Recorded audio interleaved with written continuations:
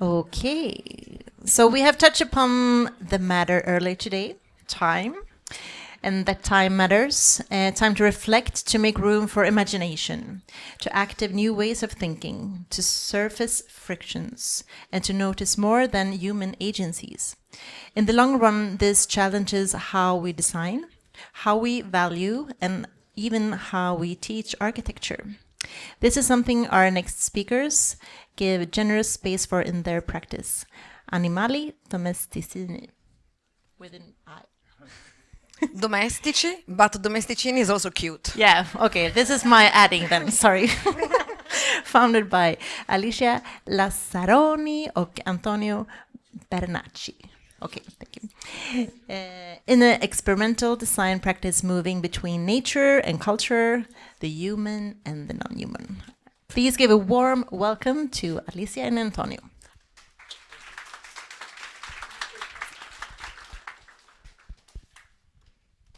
Thanks a lot for having us. Exactly. You want to stay here? I think that's. Yeah. Can also use this one.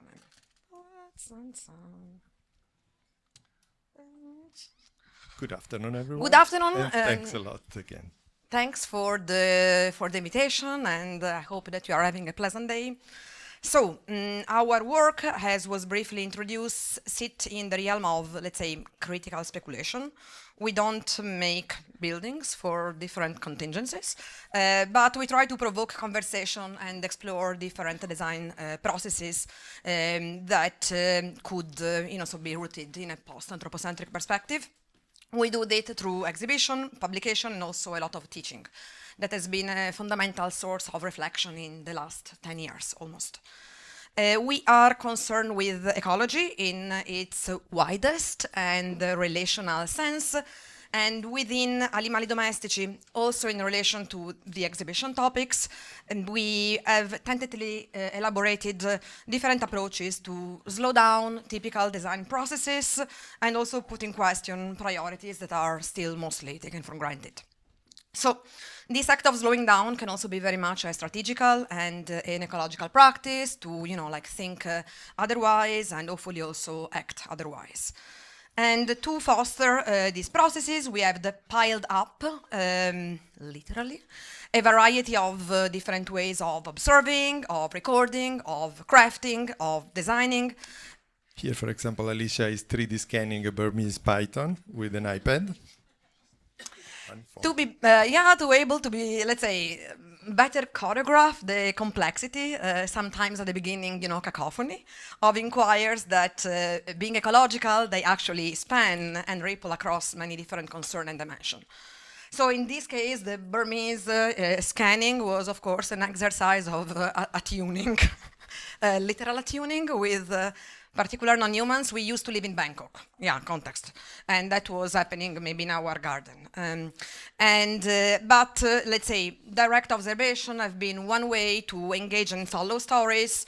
Transmedia operation have been others. So today we picked maybe two main macro approaches and three tiny projects that we think could exemplify how imagination could be provided in also very easy and tangible way without pythons, through slowing down. So weirding is something that we have always been intrigued to, also within pedagogy and education.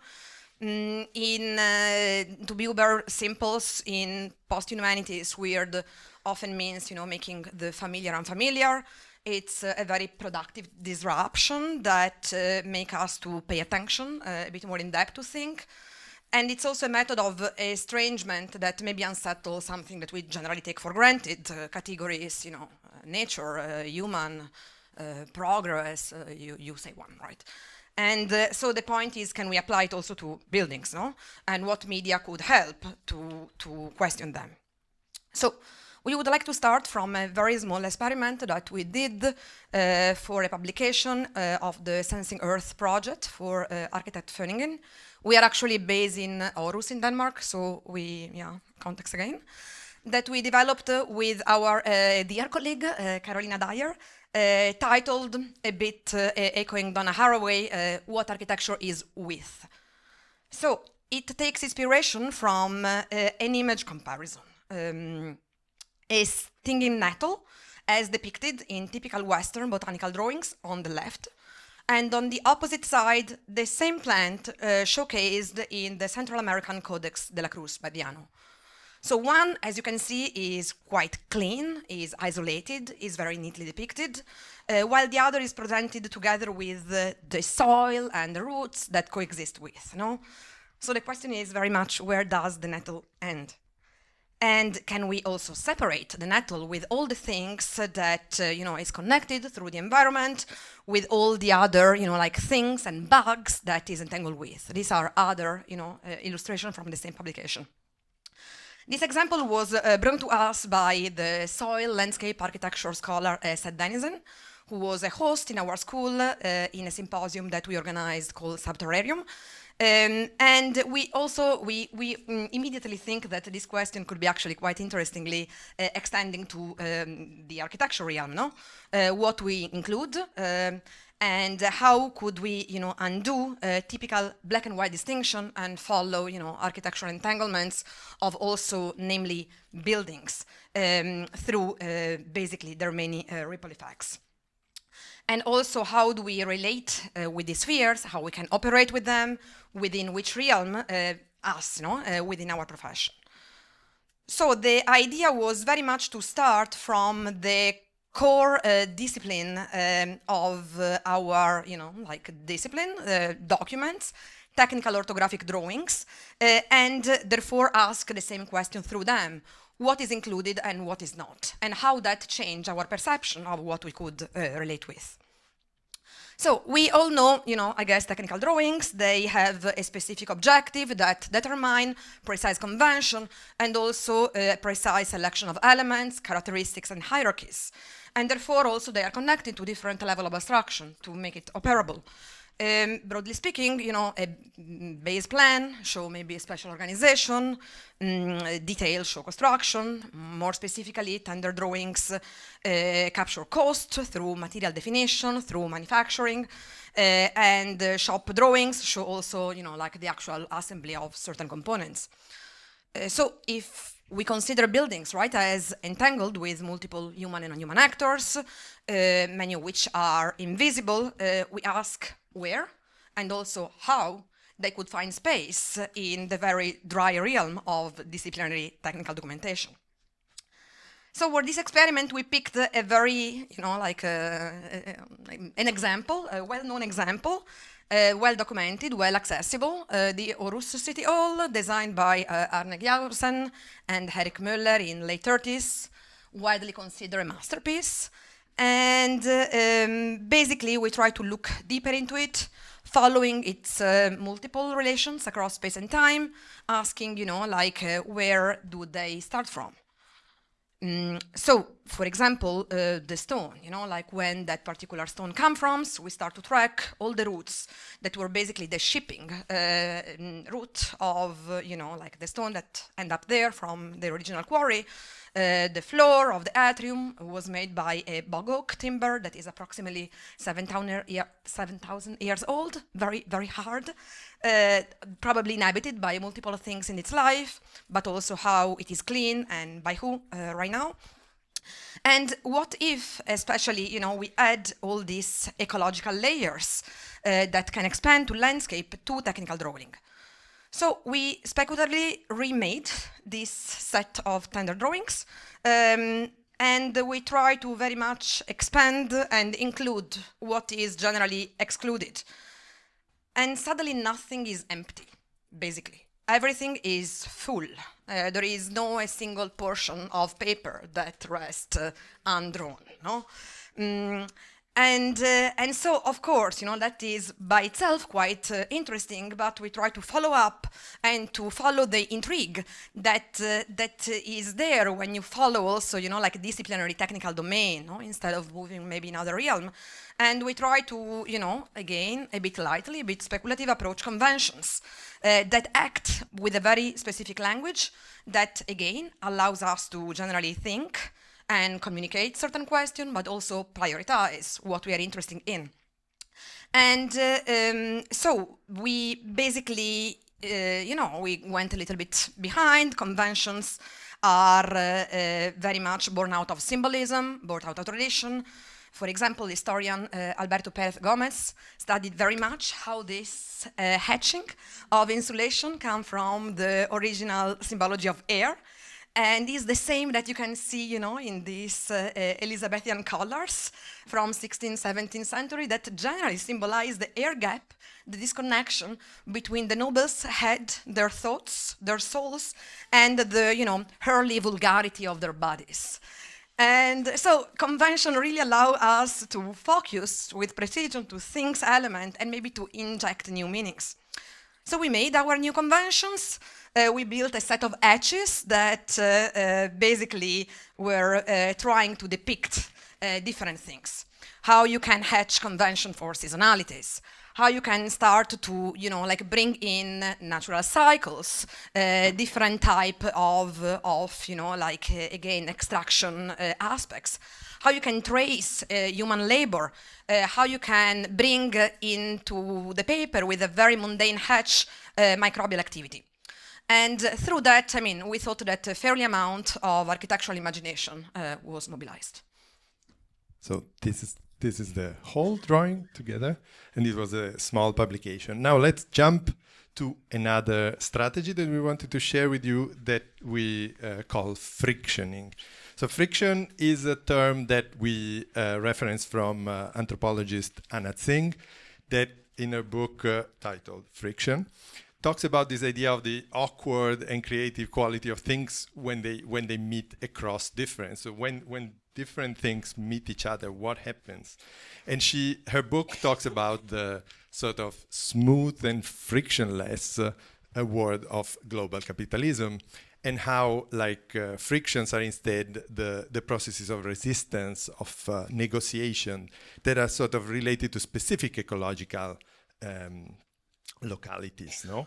And so frictions are, of course, something that creates problems, but at the same time, is where connections and opportunities arise, no? So this illusion of the smooth acceleration, no, can instead be put in question and then become an opportunity for slowdown, no? For us, frictioning or thinking through frictions is a way to kind of imagine and also to enact, to kind of speculate, and through speculative design then narrate, envision other alternative possible ways of doing. So let's look at one small publication project that we did that related to the topic of Byggestop, of stop building. That is a big discussion globally, but especially also in Denmark. That I'm not going to delve into the whole discussion, but as you know, is a question that deeply affects the impact, the ecological impact of construction. And we thought, why not to try building speculative design projects, so envisioning scenarios where some design instances would be, on a very specific and technical issue again. And we took the new regulation on life cycle assessment in Denmark as a base, where we tweaked a little bit the regulation to envision alternative ways of doing. Life cycle assessment, of course, has a lot of biases. It's carbon tunnel vision. There's a lot of layers to it. And so what we thought was, can we envision scenarios that, like the motto, stop building, have that power and the clarity of declaring an agenda, but maybe are not so limited. And so we thought, why not, envision something like, for example, where biodiversity support and hosting capacity of architecture becomes more important than carbon dioxide footprint, no? So we applied sort of speculative design scenarios. We thought of alternatives in the very near future, and we built these stories. But in order to build the stories, we first envisioned the scenario. So taking this idea of the alternative of extreme reduction, we first defined a lot of very specific conditions of this alternative scenario in order to break down technically what our speculation would be.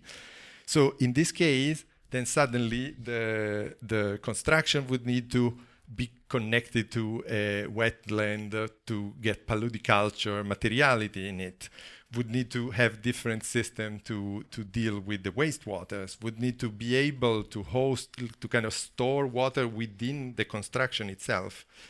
And in this case, we, for example, connected to a previous prototype that we had done of a wall made of like reused bricks and glazed bricks, where like there's a layer of soil in the middle of layers of bricks, so that sort of the water can literally go inside of the walls. And then we sort of applied this type of ideas into like a speculative design. But what we always think that it can be intriguing and provoking is like to actually look very technically at these questions. So refer, for example, to academic research about certain questions like water filtration through willow plantation.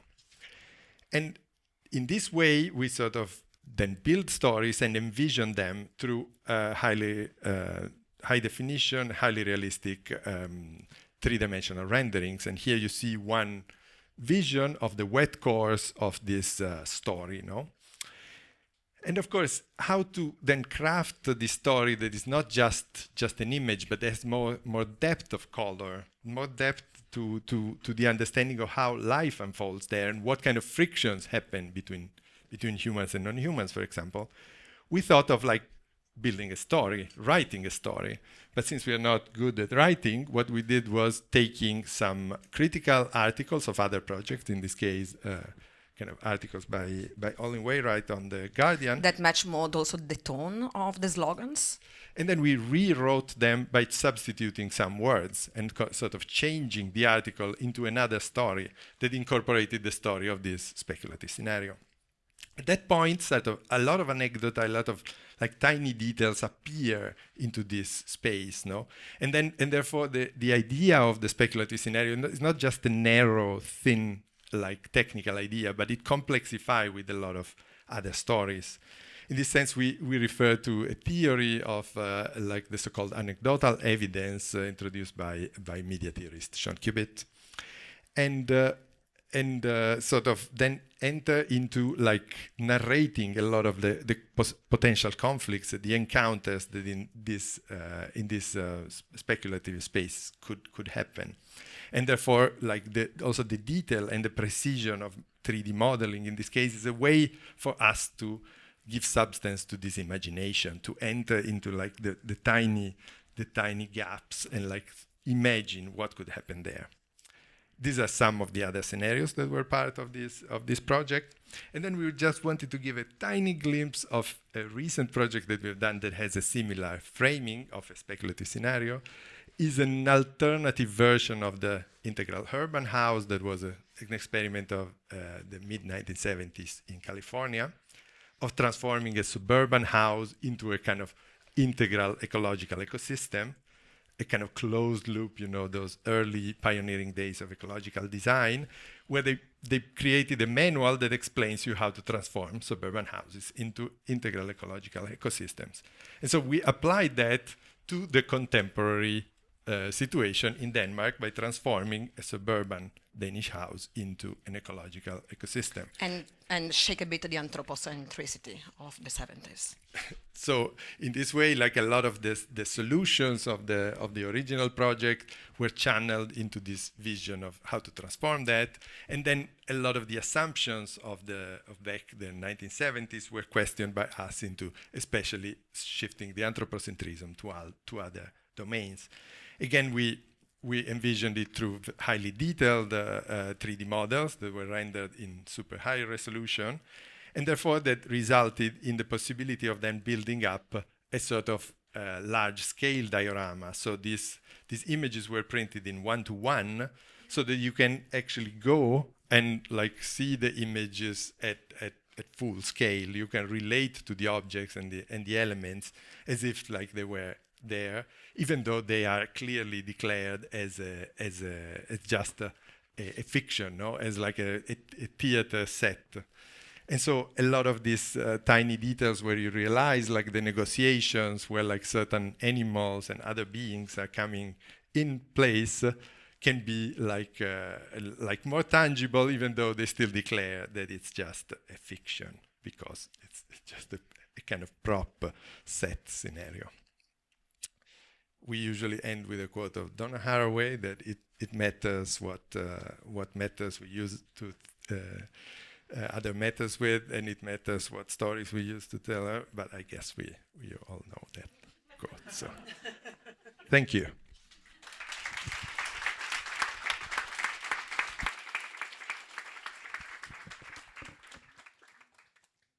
Wow, thank you